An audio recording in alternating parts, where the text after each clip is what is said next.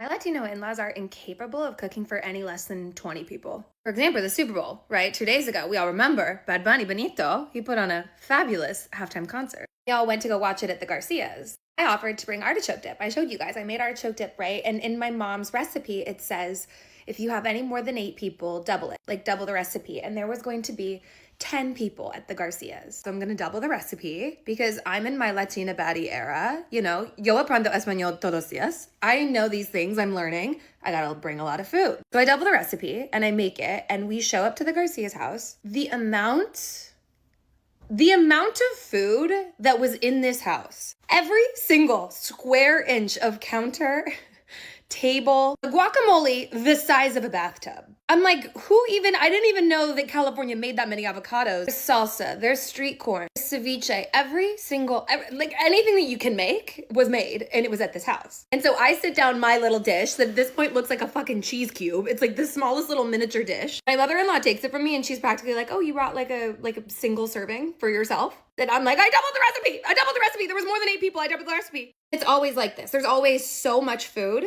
I go in, right? Like I'm eating all of this food. It's delicious. At a certain point, I like roll myself over to the couch because I am so full from all the appetizers. My mother-in-law is like, it's time. It's time for lunch. And I'm like, lunch? She's like, Mr. Garcia's on the grill. We're having hot dogs and hamburgers. And then she turns to me and she goes, do you want a hot dog or a hamburger? I said, oh no, I'm actually like so full. I ate so many of that delicious food that you have out there. She goes, okay, better get up and go get your hot dog. And I know better than to tell her for a second time, no thank you to food. I have to go get the food. I walk outside and Mr. Garcia has, I'm not kidding, 60 hot dogs on the grill. 60 hot dogs. There are 10 of us. There are 10 like already very full people.